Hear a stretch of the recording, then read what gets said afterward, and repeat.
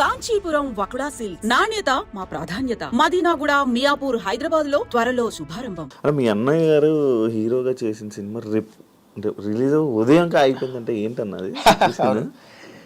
అందం సినిమా పేరు. 2001 May 9th ఆ సినిమా రిలీజ్ అవ్వాల్సింది. సంతోషం సినిమా ఉంది కదా నాగార్జున గారు, సంతోషం సినిమాతో పాటు రావాల్సిన సినిమా ఇది, same day. So MS Reddy గారు ప్రొడ్యూసర్ ఆ సినిమాకి. సో ఫర్ సమ్ రీజన్స్ వాళ్ళ ఎందుకు చేయలేదో నాకు తెలియదు కానీ, సో పోస్టర్లు పడిపోయి ఆడియో రిలీజ్ అయిపోయింది. చాలా గ్రాండ్గా చేశారు ఆడియో రిలీజ్, చాలా మంది పెద్ద వాళ్ళు గెస్ట్లుగా వచ్చారు, అంతా అయిపోయింది. దానికి శ్రీనివాస్ రెడ్డి గారు డైరెక్టర్, చాలా కామెడీ సినిమాస్ చేశారు శ్రీనివాస్ రెడ్డి అన్నయ్య. So he was the director of the film. So రావాలి, సడన్గా సినిమా రాలేదు. అసలు ఫస్ట్ సినిమా రిలీజ్ అవ్వాల్సిన మామూలు షాక్. పాపం almost 1 year he was in depression. ఎందుకంటే ఒక ఫస్ట్ సినిమా ఎవరికైనా కెరియర్లో చాలా చాలా ఇంపార్టెంట్. హిట్ ఫ్లాప్ వచ్చిన తర్వాత సినిమా అయిపోయిందంటే ఎంత బ్యాడ్ నేమ్, ఎంతమంది డబ్బులు అడ్వాన్స్లు ఇచ్చిన వాళ్ళు, సినిమా అయిపోయింది. ఆల్బమ్ చాలా మంచి ఆల్బమ్, నాకు ఇప్పటికీ పాటలు గుర్తున్నాయి. దాంట్లో ఒక పాట ఉంటుంది, నింగికి రంగుల హరి విల్లందం, నేలకు తొలకరి చిరు జల్లందం, నీరెండకు నిగనిగలద్దే నీ అందం, అప్పుడే విరసిన అరవిందం, ప్రేమదాని మకరందం, ఆ మకరందం నిండిన హృదయం, సత్యం శివం సుందరం. చాలా మంచి ఆల్బమ్ యాక్చువల్గా. ఈ పాట ఎంఎస్ రెడ్డి గారు రాశారు. సో మంచి హిట్ ఆల్బమ్ అప్పట్లో అది. అది మళ్ళీ రిలీజ్ చేయడం, ఓటీటీకి ఇవ్వడం. అప్పట్లో ఓటీటీ ఇప్పుడు 2001 అదే ఇక్కడ ఓటీటీ ఇప్పుడు ఇక్కడికే ఇప్పుడు వచ్చినాయి. అలాంటి సినిమాలు చాలా ఉన్నాయి, చాలా పెద్ద పెద్ద వాళ్ళ సినిమాలు అయిపోయి ఉన్నాయి. సో అది హీరోయిన్స్ అందరినీ అక్క అక్క అలా పిలవడం ఏంటన్నా నార్మల్గా? ఎందుకన్నా? మరి నేను పిల్లాను కదా అప్పుడు. ఇప్పుడు నేను యాక్ట్ చేసిన వాళ్ళ హీరోయిన్స్ ఫర్ ఎగ్జాంపుల్ రోజా గారు, రామకృష్ణ గారు, రంభ గారు, వాళ్ళందరితో నేను లిటరల్లీ ఆడుకునేవాడిని. నా క్యారెక్టర్లు కూడా ఎలా పడేవంటే ఏదో 1 day 2 days కాదు, 15 రోజులు 25 రోజులు ఉండేవి. ఆబ్వియస్లీ ఒక ర్యాప్ డెవలప్ అవుతుంది. రోజు సెట్లో కూర్చున్నాయి. బంగారు కూడా అయితే 3 నెలలు ఉన్నా ఒకటి సెట్లో. సో వాళ్ళని ఇంకా అక్క అని అడ్రస్ చేస్తారు అంతే కదా. అవును, ఇప్పటికీ స్టిల్ అదే పిలుస్తుంటారు కదా ఆ రిలేషన్. అంటే రోజా అక్క అయితే నేను ఎప్పుడు కలిసినా కూడా అక్క అని పిలుస్తాను. రంభ గారిని కలిసింది లేదు, చాలా కాలం అయింది. కలిసినా కూడా అక్క బాగున్నారని అంటాం కదా. రిలేషన్ ఉందా అన్న? ర్యాప్ ఉందా ఇప్పటికీ ఎవరితో? రోజా గారితో అందరూ ఓన్లీ రోజా గారితో. అప్పటి వాళ్ళల్లో రోజా గారితో అంతే, ఇంకెవరితో? ఇంకా మిగతా వాళ్ళు తక్కువ. రామకృష్ణ గారు 2 సార్లు కలిసారు. అప్పుడు కలిసినప్పుడు ఫస్ట్ టైం ఆవిడ చూసినప్పుడు గుర్తుపట్ల. నేను పలానా, ఒరే నువ్వా, నువ్వు ఎంత టార్చర్ చేసేవాడు చిన్నప్పుడు, అసలు ఎంత అలరవాడు నువ్వు అని చెప్పి ఆవిడ వరకు షేర్ చేస్తుంది పక్కన. చెప్తున్నారు బ్రాట్ హీజ్ అమ్మో అని చెప్పి చాలా అలర్ చేసేవాడిని. సో అలాగా ఆవిడ, ఆమని గారు. సో ఇలా వీళ్ళు చిన్నపిల్లాడు అక్క అని పిలుస్తారు కదా. కానీ అది ఇప్పటికీ అలా కంటిన్యూ అయిపోతుంది అంతే కదా, ఆ బాండింగ్ అలాగే కంటిన్యూ అవుతుంది కదా. చిరంజీవి గారు ముందు విఎన్ స్టెప్ మ్యాచెస్ అప్పుడు స్టార్ క్రికెట్స్ అప్పుడు టైంలో వేసారంట. ఏంటన్న రియాక్షన్ అప్పుడు? అది నా లైఫ్లో నేను మర్చిపోలేని వన్ ఆఫ్ ది ఇన్సిడెంట్స్. నాకు చిరంజీవి గారు అంటే చాలా ఇష్టం, అందరిలాగే నేను కూడా ఆయనకి విరామని. అయితే క్రికెట్ మ్యాచ్ అవుతుంటే వెంకటేష్ గారికి అనుకుంటా చిన్న ఇంజురీ అయింది. ఇంజురీ అయితే మ్యాచ్ ఆపేశారు. సో మరి ఆడియన్స్ వేల మంది ఉన్నారు అక్కడ గోల్డ్. సో వాళ్ళకి మరి ఎంటర్టైన్ అవ్వాలని చెప్పి పాటలు ప్లే చేశారు.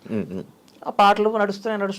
నేను చిరంజీవి గారి పక్కన ఉన్నాను, ఆయన పక్కన నుంచి అందరూ అడుగుతున్నారు ఎలా ఉంది ఆయన, వెంకీకి ఎలా ఉంది ఏదో కనుక్కుంటున్నారు. సడన్గా దాయిదేద్దామా పాట ప్లే అయ్యింది. దాయిదేద్దాం పాట ఒక్కసారి ఈయన మాట్లాడుతూ సడన్గా ఈ పాట స్టార్ట్ అందరూ ఆడియన్స్ అరిచారు.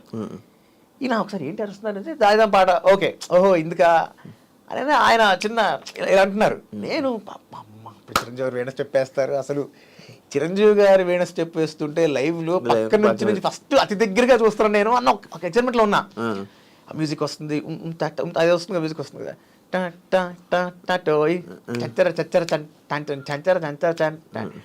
అంటున్న టైంలో నేను ఆయన కోసం ఎదురు చూస్తా.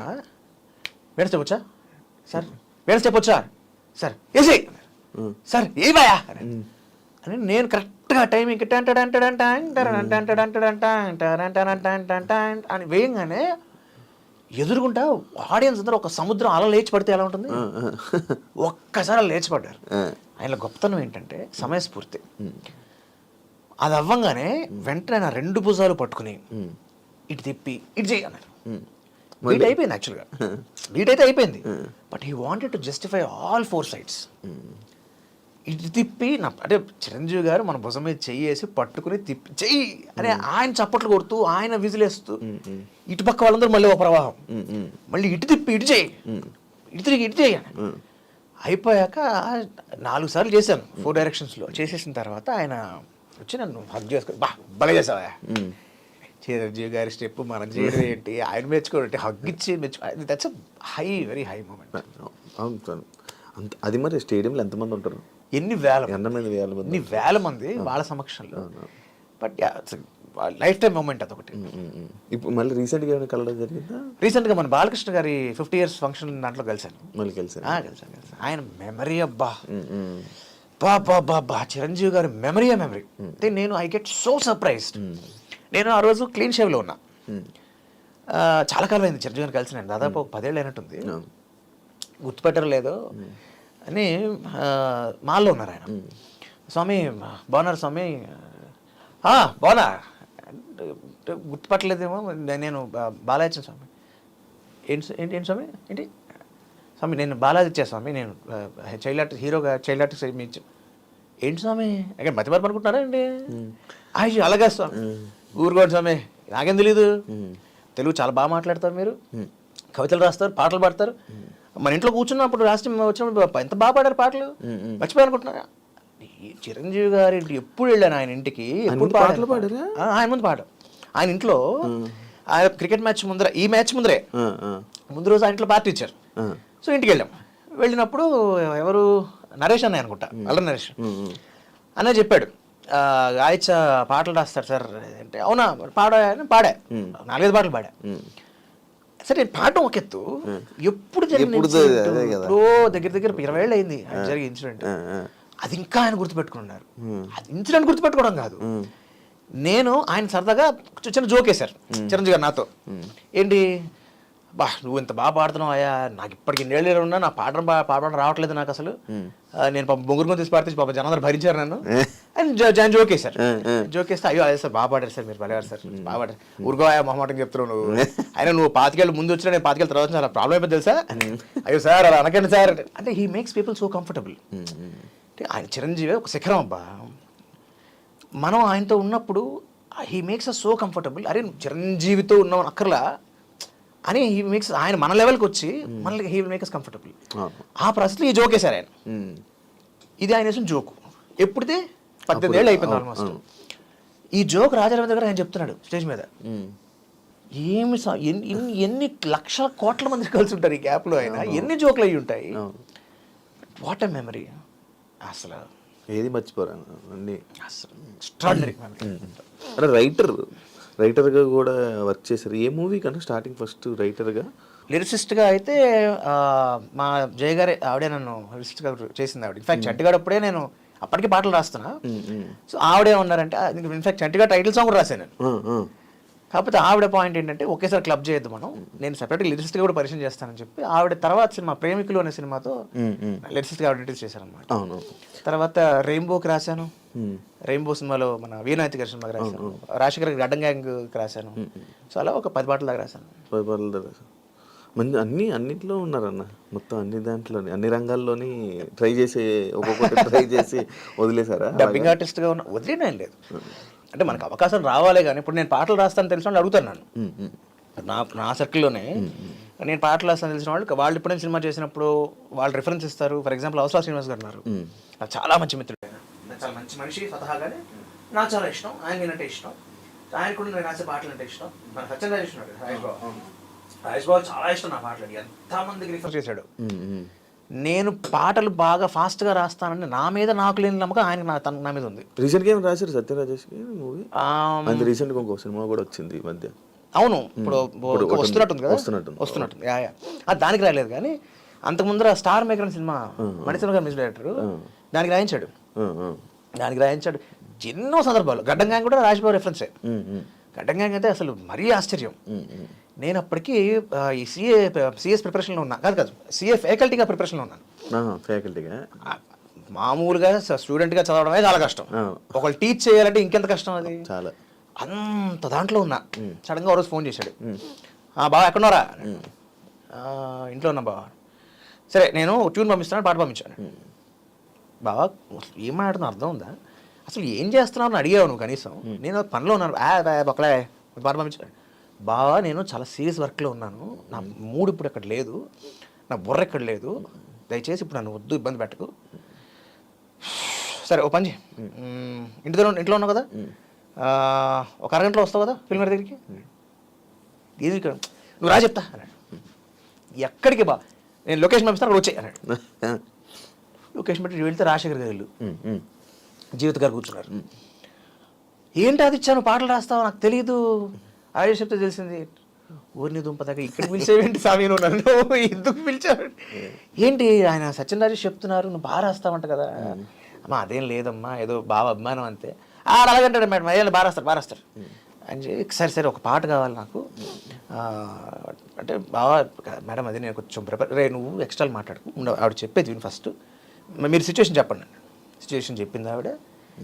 చెప్పిన తర్వాత ఇదిగో ట్యూన్ అది ఇచ్చా, నువ్వు ఎప్పుడు వీలైతే అప్పుడు నాకు ఒక 1 వీక్లో అంటే మేడం నేను ప్రామిస్ చేయలేను, ఏమనుకోద్దు, నేను వేరే స్పేస్లో ఉన్నాను, వేరే జోన్లో ఉన్నాను, పైగా ఇది కామెడీ సాంగ్ అంటున్నారు అది, సో నేను ట్రై చేస్తాను మేడం, ఏమనుకోవద్దు. అలాగే అమ్మా, సరే అన్నయ్య బాగున్నారా, రాజశేఖర్ గారు బాగున్నారు, అయిపోయింది. పిల్లలు కనిపించారు. నేను అప్పుడు డీడీ కాలనీ ఉండేవాళ్ళం, సో మాకు అరగంట పట్టేది ఫిల్మ్ నుంచి డీడీ కాలనీకి వెళ్ళాను. సీడీ తీసుకుని కార్లో పెడితే, నేను ఎగ్జాజరేట్ ఇచ్చాను ఆనెస్ట్గా చెప్తాను, కార్ ఎక్కి కార్ దిగడానికి అరగంట పట్టింది నాకు. అరగంటలో పాట అయిపోయింది. పాట రాసేది అయిపోయింది పాట. ఆవిడకి వెంటనే ఫోన్ చేసి రాసి పంపిస్తే ఒక్క అక్షరం కరెక్షన్ లేదు.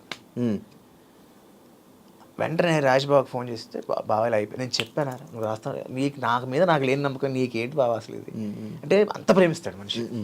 సో అదొక మెమరబుల్ ఇన్సిడెంట్ అనమాట నాకు. ఇప్పుడు ఈ రీసెంట్గా ఏమైనా రాయలేదన్నా? ఈ మధ్య కాలం నేను రాయలే. రీసెంట్గా నార్మల్ నువ్వు నార్మల్గా సాంగ్స్ రాసుకోవచ్చు కదన్నా? రాసుకుంటా నేను ప్రైవేట్గా 250 పాటలు రాసుకున్నాను. ఉన్నాయి 250 పాటలు నా దగ్గర, 250 రెడీగా. ఇప్పుడు రెడీగా నువ్వు పాడమంటే నేను నాన్ స్టాప్గా 100 పాటలు పాడగలను. ఇప్పుడు 100 పాటలు పాడగలను నాన్ స్టాప్గా, అట్లీస్ట్ 100 పల్లవులు కూడా పాడగలను నాన్ స్టాప్గా. కొత్తవి ప్రైవేట్ సాంగ్స్ అబ్బా 100 ఉన్నాయి. అన్ని you name a genre, you name it. Romance కావాలి, మాస్ కావాలి, ఫన్ కావాలి, ప్యాథోస్ కావాలి, బ్రేకప్ కావాలి, డివోషనల్ కావాలి, ఇన్స్పిరేషనల్ కావాలి, ఎనీథింగ్ రెడీగా ఉన్నాయి. ఎందుకన్నా అవి అన్నీ రాసించో? అవి నన్ను నేను చెక్కునే ప్రాసెస్లో రాసుకున్నాను అవి.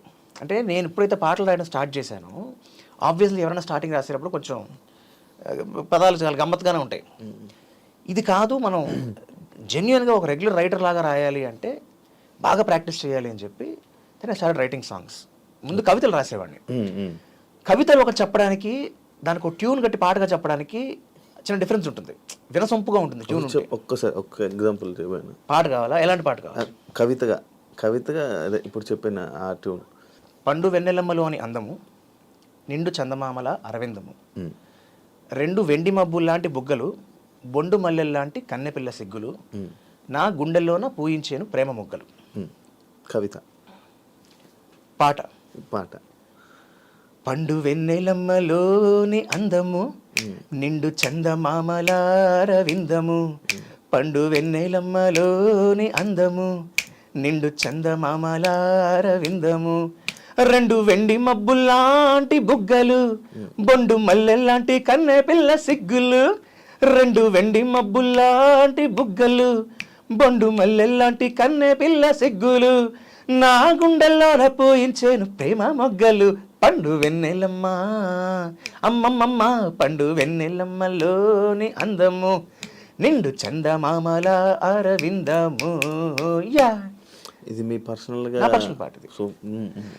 నువ్వు ఎర్ర రంగు చీర గట్టి, రంగు రంగుల బ్లౌజు జుట్టి, టింగు రంగమంటూ పోతుంటే, నీ సింగారాలు కావాలంటూ గింగిరాలు తిరుగుకుంటూ వంగి వంగి వస్తా నీ వెంటే, నువ్వు తెల్లని తుళ్ళని అల్లరి పిల్లవి, చల్లని మనసుండే జాబిల్లివి, ఇల్లా నాపై కన్నులు ఎర్రన చెయ్యాలా, నేను పిలచిన పలకవు ఉలకవు కులకవు, వలచిన వలపుల చిలకవు, నాతో తగువ మగువ దిగవ అలకల ఉయ్యాలా, నన్ను మన్నించి వన్నించి లవ్వైనా చూపాల, పండు వెన్నెలమ్మా. ఇన్ని ఉన్నాయన్న. ఈ లిరిక్ అమ్మో అదిరిపోయింది ఇది. సూపర్ సూపర్ అన్న.